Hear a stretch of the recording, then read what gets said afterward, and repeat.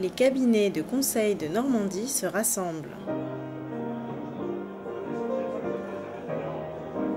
Quels sont les objectifs de la Chambre professionnelle du Conseil de Normandie? Fédérer l'ensemble des acteurs du Conseil, de professionnaliser aussi fortement qu'on le peut la profession, de valoriser les compétences sans oublier, de bien faire connaître et reconnaître notre métier auprès des professionnels et auprès des donneurs d'ordre.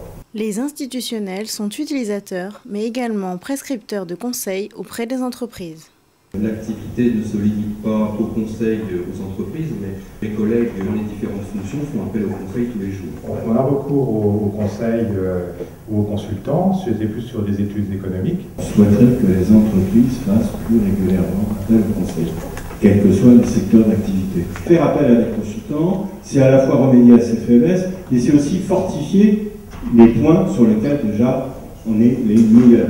Donc sur 2 ans, je vais rappeler quand même 2 chiffres. La Myriade a octroyé 350 aides au niveau des entreprises régionales. 170 prestataires conseils ont bénéficié par contre-coup de cette aide. Quels sont les secteurs d'activité de la CPC Normandie? Les 5 catégories que nous avons définies, pour faire simple. La gouvernance, stratégie d'entreprise, flux de production, progrès continu, vente et marketing. Les fonctions support, on va l'élargir en disant fonctions transverses. Là, vous avez la trentaine de cabinets avec nos domaines de compétences. Je pense qu'on répond un petit peu aux besoins du marché. Comment les professionnels perçoivent-ils les interventions du Conseil? Quand j'ai vu mon contrat d'assurance et que j'ai vu perte immatérielle non consécutive, j'ai dit là, il faut que je me prenne un conseil pour comprendre. Et un de nos plus gros problèmes, c'est d'arriver à faire travailler tous ces gens ensemble. Là, je pense que nous allons devoir faire appel à un conseil. C'est vrai que l'offre en Basse-Normandie, j'ai trouvé qu'elle n'était pas très claire et que la dimension de conseil n'était pas très accessible pour des PME de notre taille.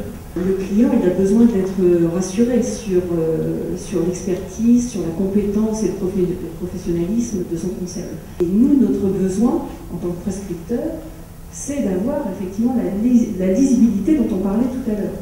Le chef d'entreprise d'une très petite entreprise n'a pas les moyens d'avoir les compétences sur l'ensemble des sujets.